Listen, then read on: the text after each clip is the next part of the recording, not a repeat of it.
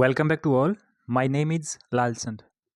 आज इस वीडियो में हम बात करेंगे उन विधियों की और कुछ बात योग और ध्यान की जिनसे हम अपनी चेतना को बढ़ा सकेंगे और अपने आप को उस परिवर्तन के हिसाब से तैयार कर पाएंगे।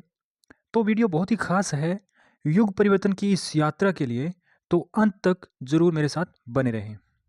सबसे पहला काम हमें करना है, ज्ञान रूपी कचरा जो हमने दिमाग में डाल रखा है उस कूड़े को बाहर निकालना है। क्योंकि ज्ञान किसी किताब, किसी शास्त्र के पढ़ने से या किसी को सुनने से नहीं होता। ना ही तो बुद्ध को हुआ, ना महावीर को हुआ, ना कृष्ण, ना नानक, ना मीरा को हुआ। ज्ञान की ज्योति तो अपने आप जलती है। ये तो सहज उतरता है ईश्वर की ओर से। दूसरों का ज्ञान उधारा है, सड़ा हुआ, जो सिर्फ हमें घमंडी बनाता है। तो इसको सबसे पहले खाली करें ताकि नया ज्ञान आप में उतर सके। तो उसके लिए पहले जगह बनानी पड़ती है।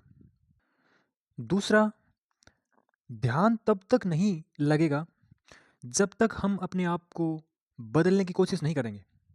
तो अपने आप को कैसे बदल पाएंगे? सिक्स हर्ट वर्च्यू या हृदय के 6 गुण, इस पे मेरे डिटेल्ड 2 वीडियो इस चैनल पे पड़े हैं, तो आप उनको देख सकते हैं। यहाँ मैं सिर्फ उनको संक्षेप में बताना चाहूँगा। तो हृदय के ये 6 गुण हैं: क्षमा यानी फॉरगिवनेस, आभार यानी एप्रिसिएशन, करुणा यानी कंपैशन, समझ यानी अंडरस्टैंडिंग, विनम्रता यानी ह्यूमिलिटी और वीरता यानी वेलोर। इन सभी गुणों को अपने अंदर विकसित करें। सहज रूप से इनको अपनी प्रकृति या स्वभाव बनाएं। ये गुण आपके आचरण होने चाहिए, इनको सिर्फ अपने ऊपर लादना नहीं है।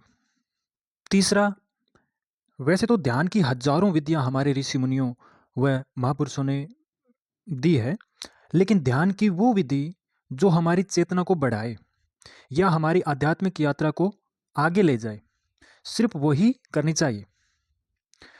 तो ध्यान की जैसी विधियां हैं आनापानी सति योग, क्रिया योग, विपස්සना या सहज योग, ये सब कर सकते हैं। लेकिन ये आपको सिखा कौन रहा है, ये बहुत महत्वपूर्ण है, क्योंकि कलयुग में सच्चा संत मिलना बहुत मुश्किल है। मार्केट में सेल्फ प्रोक्लेम्ड या खुद को सिद्ध बाबा बताते हुए बहुत मिल जाएंगे। तो ऐसे गुरुओं, ऐसे संतों से ध्यान की विधियां सीखने का कोई फायदा नहीं। अच्छे ऑथेंटिक गुरु से सीखें जो कि आपका मार्गदर्शन कर पाए। चौथा, प्रकृति से जुड़ें। लोग कहते हैं ईश्वर मंदिर में है, मूर्ति में है, या कोई विशेष जगह पे है, या कोई किसी घाट पर है। मैं कहता हूं ईश्वर कहाँ नहीं है? क्या इंसान के अंदर नहीं है? क्या बच्चों में नहीं है? क्या फूलों में नहीं है? नदियों, पहाड़ों, वृक्ष, जानवर, पशु, पक्षियों में नहीं है? या बरसात की बूंदों में नहीं है? ओस से भीगे हुए फूलों में नहीं है? या हवा के ठंडे झोंके में नहीं है? प्रकृति में ईश्वर को खोजने की कोशिश करें। अपने अंदर खोजें उसको, उसको दूसरों में खोजें। तो प्रकृति से जुड़ना सबसे महत्वपूर्ण है इस आध्यात्मिक यात्रा में। पांचवा सबसे महत्वपूर्ण कदम, ग्राउंडिंग, या जिसे कहते हैं बिना चप्पल या जूतों के जमीन पे चलना, अपने आप को धरती से जोड़ना। हमारे पूर्वज ये बात जानते थे कि धरती की जो मैग्नेटिक पावर है या जो मैग्नेटिक फील्ड है, जिसे चुंबकीय शक्ति कहते हैं, वो हमारे लिए बहुत ज़रूरी है। इसीलिए उन्होंने चमड़े के जूते या लकड़ी की खड़ाऊ वो इजाद उन्होंने की थी, जो कि हमें धरती से जोड़े रखती थी। लेकिन अब क्योंकि ये विज्ञान का अंधेर युग है, जिसमें जो चप्पल या जूते हैं वो या तो रबड़ के हैं या प्लास्टिक के होते हैं, जो कि हमें लगातार धरती से काटे रखते हैं। तभी आपने लोगों को आजकल पार्कों में घूमते हुए देखा है बिना जूते और बिना चप्पलों के।